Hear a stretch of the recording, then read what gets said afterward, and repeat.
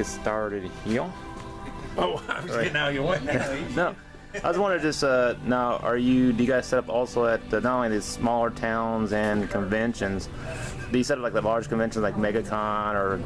We'll set up sometimes at MegaCon, but mostly our bigger shows are ones we put on ourselves, like the Holiday Inn across from Universal, or the Holiday Inns in Jacksonville, Right. Mills Road, places like that.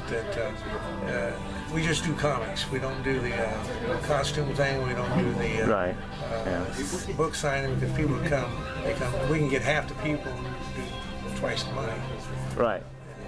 That's what they come for.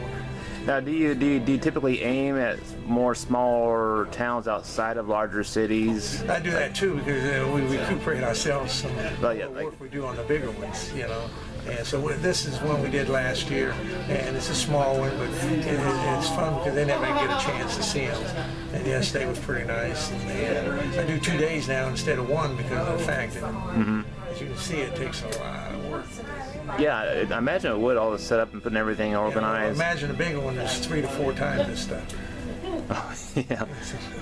Right, so now We carry everything from as you can see, from the 50 centers over there. 50 cents. Okay, 50 cent comics. That's their favorite things, of course, is 50-cent books, but that's random. Okay. Right. Then you got your dollar books, which is titled, Okay. and they're all in order.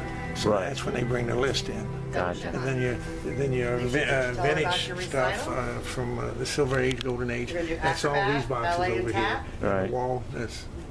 And then we also carry the trade and hardbacks.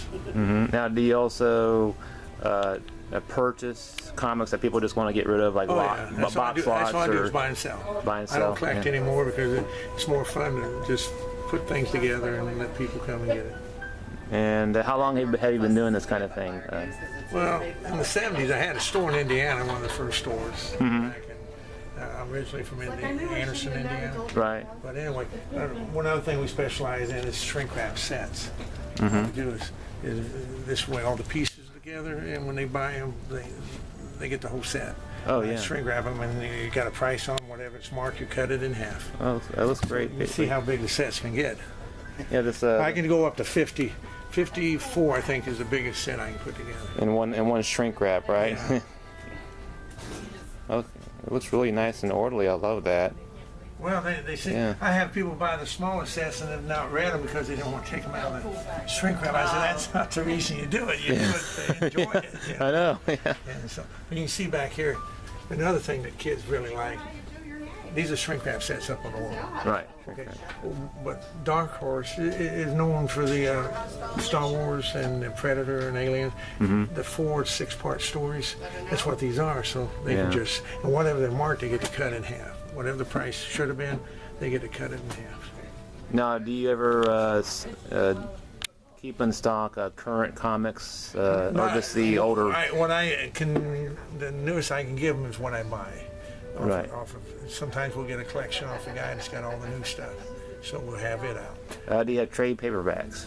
Right behind you. Yeah. The trades and the hardbacks over there. the corner. Sometimes this is a small room. This is probably the smallest room we've ever done, and so we usually it's double that size. Right, I'd imagine. Yeah. So you basically set up accommodating towards the size of the location. Yeah, That's- a lot yeah. of it's done like that.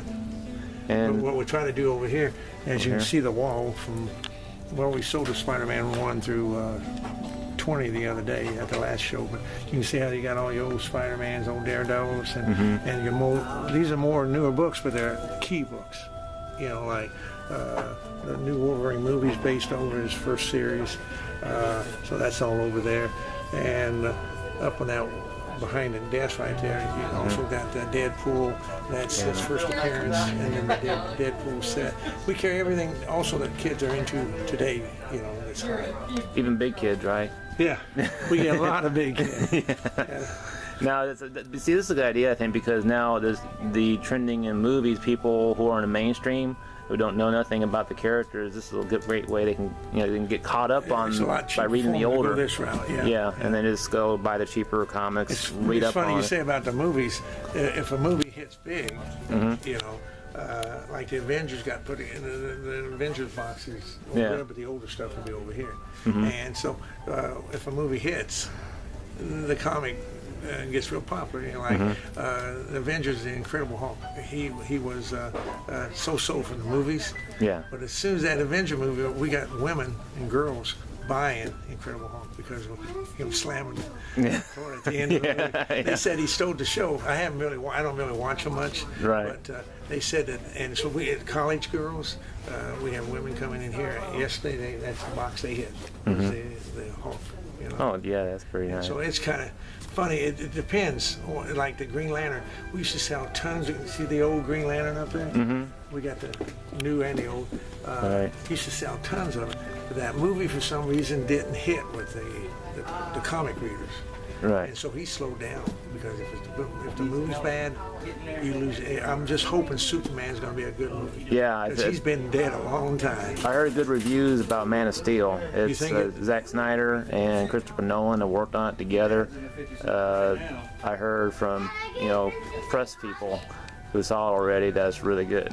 I'm hoping And because he's trying to make it more realistic. Like there's no fake fake backgrounds. They actually they have a Sears. They have a Sears instead of a made-up department store.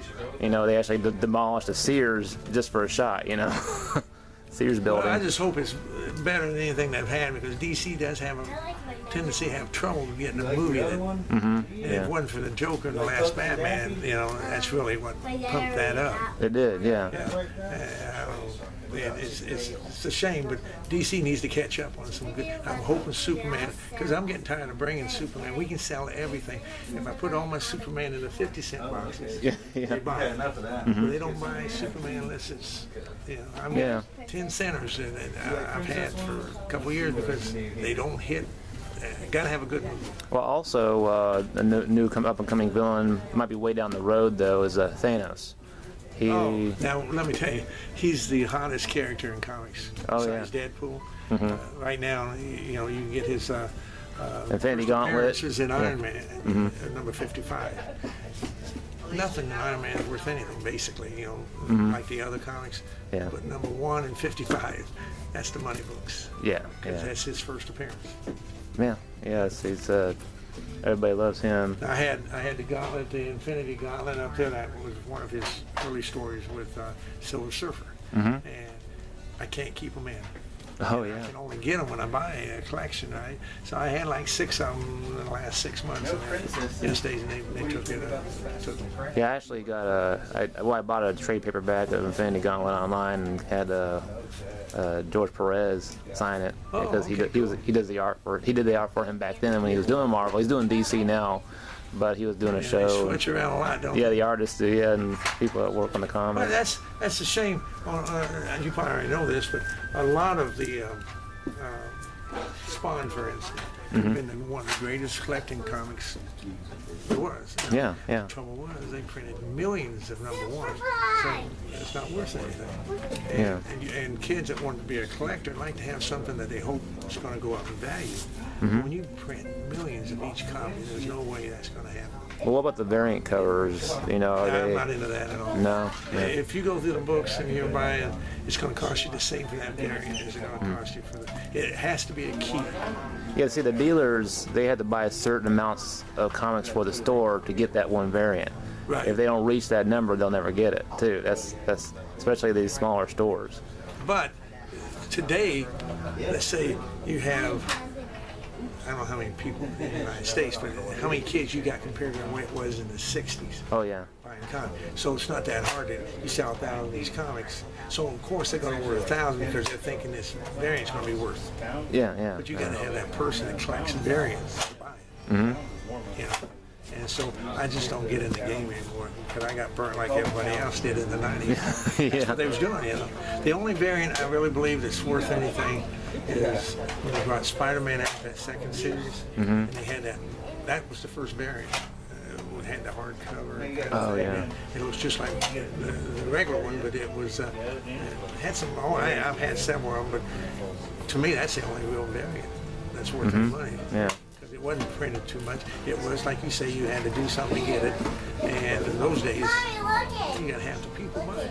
Well, recently they came out with the Rise of Thanos. It's current. The Rise of Thanos is going on right now, and I'm collecting it just because I like it. And it's supposed to actually the first story of Thanos as growing up as a child and how Can you imagine that? Yeah. Yeah. So that's pretty interesting story. I had some more of his stuff, but this is interesting. It's books that I have friends that go to every show. They're dealers and all the show, and they tell me what's hot and what's not, what happens, why it does. There's books that you wouldn't ever think of, but here's Silver Surfer number 50, and you wouldn't think much. It's a nice cover. Yeah. But the reason it's Silver Surfer's trying to get back to Earth to tell the people he got all his gems to make him immortal, right? Yeah, I know. And it was a good story. I don't read much anymore, but when I'm putting things together, something catches my eye, I'll read it. This leads into Infinity Gauntlet. right. Yeah.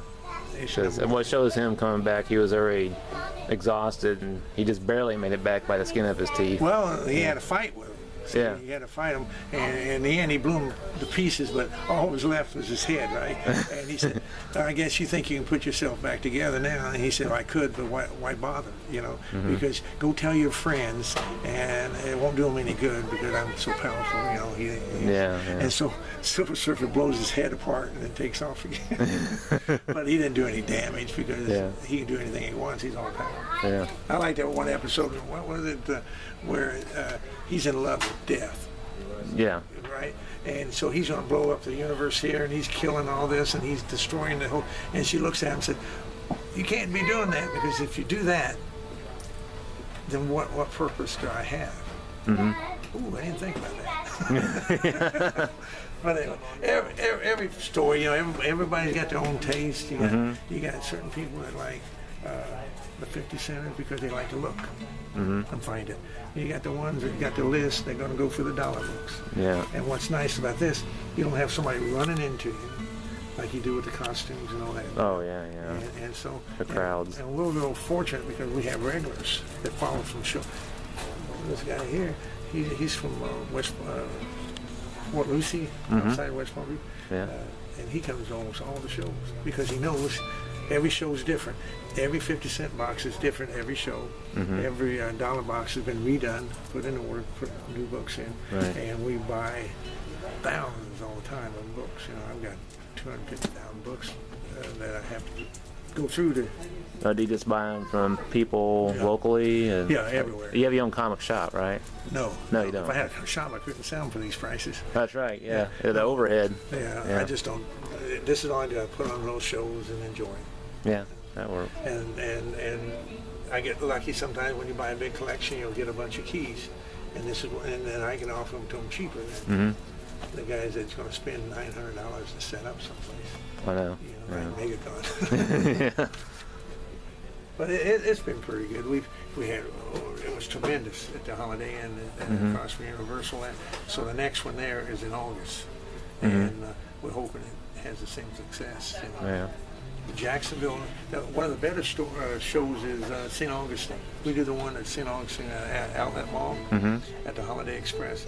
And St. Augustine has always been great for us, even though it's close to Jacksonville. And Jax is real good for us too. Right. You just never know. It depends on the area. And you're going to Claremont like next weekend, right? Well, I did it last year, and we thought we was going to take this month off. I said, well, let's do a couple small ones. And so they taught me into doing it over there. They said, we have a church on Sunday, so we don't have the 2 days. I said, well, I don't really want to do it then.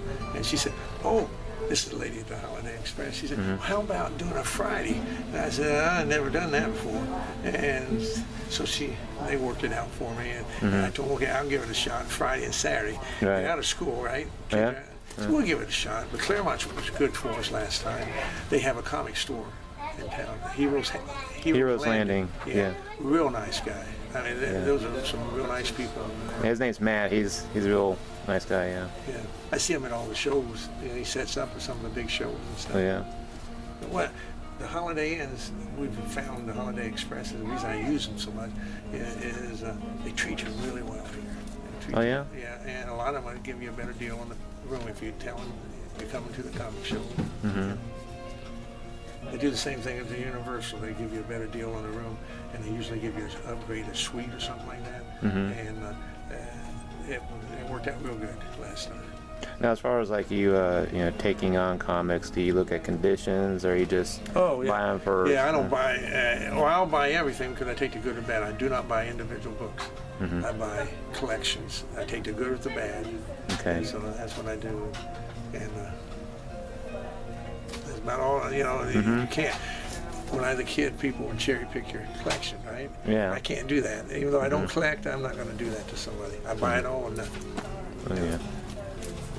And the condition has a lot to do with it. But then again, a lot of people can't afford a mint book. So if I can sell you a book for $5, you have to pay $500 for it. For a mint book, wouldn't you rather have then upgrade just to at a read later it, date? yeah. You can always upgrade, and that's what I do. You see all these $5 books.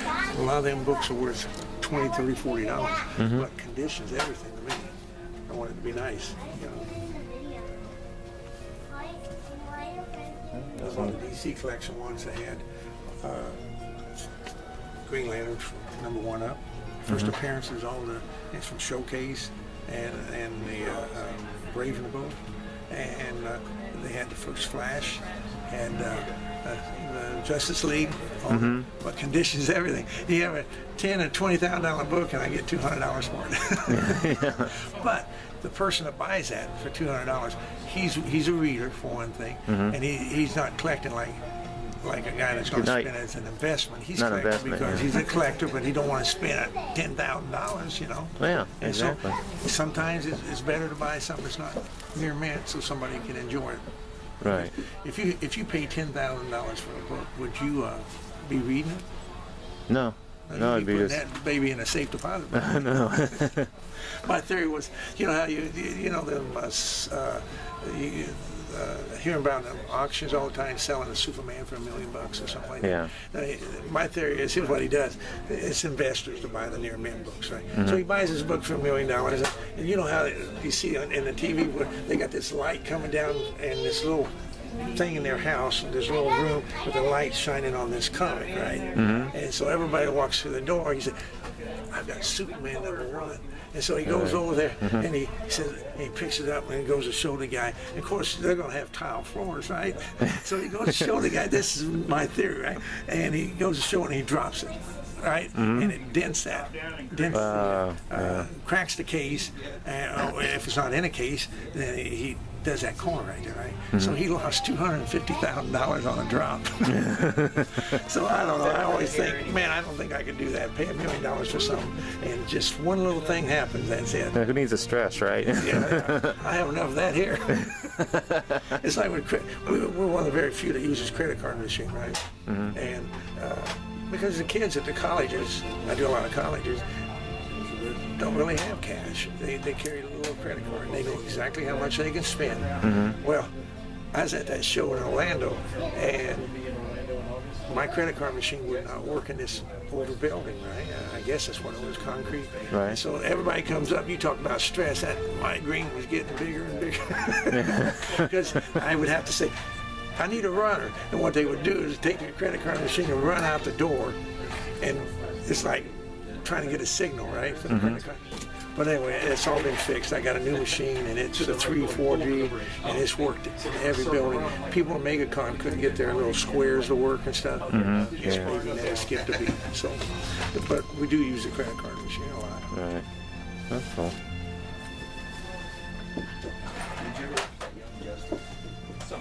And we try to keep the door money down too. $3 and $4 or $5 is the most we've ever charged.